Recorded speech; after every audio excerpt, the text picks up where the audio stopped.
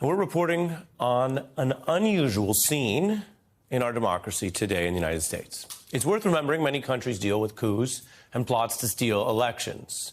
In Brazil, it was January 2023 when you had these dramatic images in their own version of what some saw as an echo of January 6th, a mob attacking and ransacking the Capitol building in that country.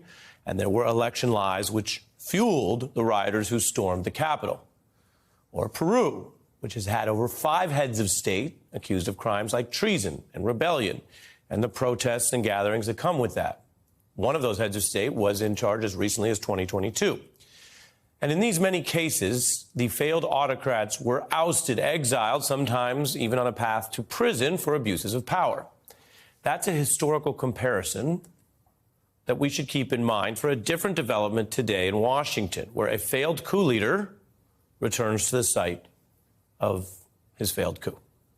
A man indicted for plots to obstruct Congress is making his first return to Congress since January 6. Donald Trump returning to the scene of a now convicted crime. The violent militia leaders who led the storming of the Capitol are currently in prison. They have been tried, convicted, and sentenced for sedition. That's a grave charge tantamount to treason. Trump himself is awaiting his own Supreme Court ruling this month on when or how he'll face a federal trial for Jack Smith's January 6 charges against him. And while other nations, as I mentioned here, have swiftly ousted leaders of failed coups, and the United States judicial branch is trying to hold this failed coup leader accountable, the news tonight is how the legislative branch is failing on this front. Because while Democrats and a handful of Republicans did pursue accountability, no matter where it led, most Republicans are now embracing Trump and minimizing or lying about January 6th, undercutting the very Capitol Police who protect them and who protected the Capitol that day. And now, before any cynics pop up and say, well, isn't this just politics? Or, okay, Ari, this is what Republicans always do. That's not actually true. So we begin with a fact check here to bear witness to the history that day. Members of Congress were in grave danger. People died that day and the day after. Police were brutally attacked. And what you see on your screen is how members of Congress had to flee. And in the first hours after control was regained, Republicans and Democrats alike stood up to Trump's insurrection, as Republican leader McConnell called it, that very word. And the thugs and the mobs that Trump unleashed, again, McConnell's words, and that Trump was responsible for all of it. Here was that Republican response then. The United States Senate will not be intimidated by thugs, mobs, or threats. We will not bow to lawlessness or intimidation. This failed insurrection only underscores how crucial the task before us is for our republic. I've spoken to the president. I asked him to talk to the nation to tell him to stop this. This is not who we are. There's no question, none, that President Trump is practically and morally responsible for provoking the events of the day. Trump and we've had a hell of a journey. I hate it to end this way. All I can say is count me out. Enough is enough. Senator Graham, out. Journey over. Enough is enough. The top House and Senate Republicans condemning what Trump unleashed and refusing to bow. In fact, let's play just that. Play that McConnell part again. We will not bow to lawlessness or intimidation. Will not bow. Here's Senator McConnell today, politically bowing and shaking hands with the leader of what he called an insurrection. That's today, a long ways from the January 2021 statements, or McConnell's team telegraphing the very next month that he concluded Trump committed impeachable offenses and believes the Democrats' move to impeach Trump will make it easier to purge Trump from the party. Impeachable offenses are high crimes. McConnell was saying Trump was guilty of high crimes, and that would help purge Trump once and for all. he said Trump was morally responsible for the insurrection. That was McConnell then, and here he is today. So today marks a key moment in history.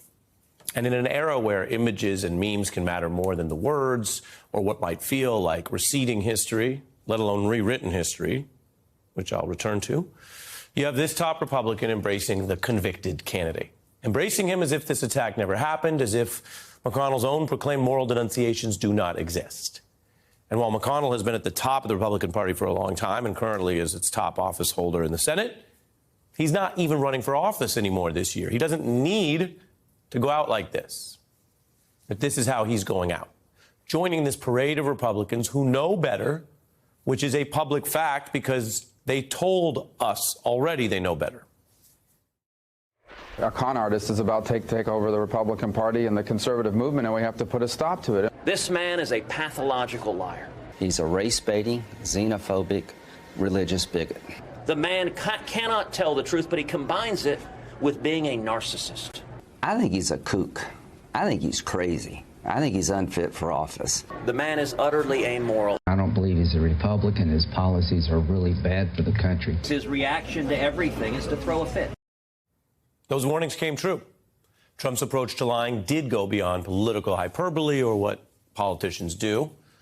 Trump was able to sell millions on the lies that fed the insurrection, lies that ensnared his lawyers and allies at Fox News and some of the most costly defamation punishments ever.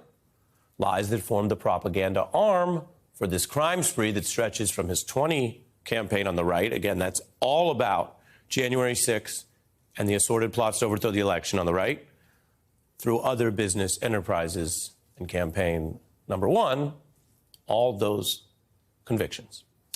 It's the kind of thing that Attorney Mike Johnson warned about in calling Trump unfit for office back in 2015. He's now the Speaker of the House, and here he was today. Said very complimentary things about all of us. We had sustained applause. He said, I'm doing a very good job. I mean, we're grateful for that. That's why today's return to the Capitol matters. Return to a very literal crime scene. And it's very different from how other countries have recently dealt with these kind of failed coups. At this meeting, Trump reportedly trashed the host city for the Republican convention, the kind of attack on fellow Americans that used to be considered a big political gaffe, repeated his attacks on the DOJ while speaking inside the very Capitol where he unleashed the crimes at the center of this trial at the DOJ. And the Republicans who once criticized Trump now bend the knee so completely, it's a genuflection of kind of total craven knee bending to power that's so brazen, it's more commonly seen in fiction and film than a real world display like we saw today. The U.S. is still a constitutional democracy, however, not a kingdom. Our Constitution makes Congress an equal branch of government, not some subservient arm of a president, let alone a former president, let alone a felon, let alone a failed coup leader returning to the Congress he attacked. Trump and his allies in Congress tried to lie to people to get them to commit violence that day, which happened. Now they're trying to control and rewrite that recent past. And there is nothing new about these authoritarian tactics. George Orwell said it best. Few can say it any better. He said, who controls the past controls the future. Who controls the present controls the past. He meant that people's understanding of the past will define their politics and what they will do or what they will allow, what they will put up with going into the future. So demagogues typically try to rewrite history because it's part of their effort to hold power. And Trump's return is part of this ongoing intense propaganda campaign.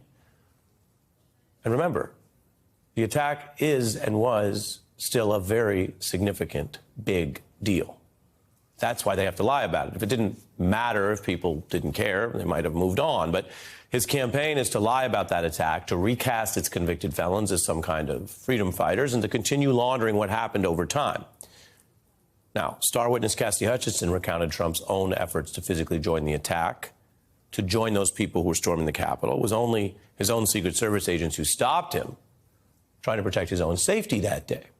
And you may recall, because you follow the news, When all that was going down, Trump's team was attacking her as a liar. They tried to discredit her account, her testimony. But nowadays, Trump has shifted from running from the Jan 6 attack or blaming it on left-wing Antifa, which, again, they initially did because they saw it was so bad they had to do something other than admit it, to now making a bet that his side has so accepted this Orwellian spin I'm telling you about, this Orwellian effort to completely rewrite the past so that the present might forge him a path to power in the future. And they've done that so much that now Trump does admit trying to join that unfolding, now convicted sedition. I sat in the back, and you know what I did say? I said, I'd like to go down there because I see a lot of people walking down. They said, sir, it's better if you don't.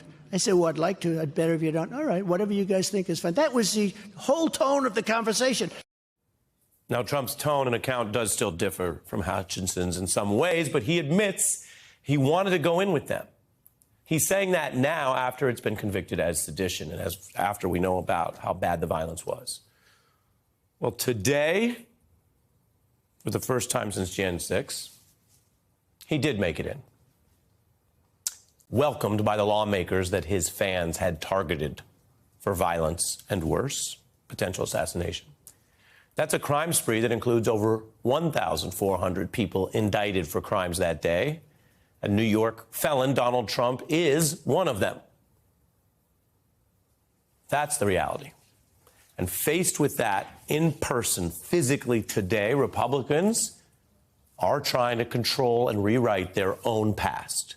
From what Trump did and what I just showed you, they condemned, rewriting that while publicly bending the knee.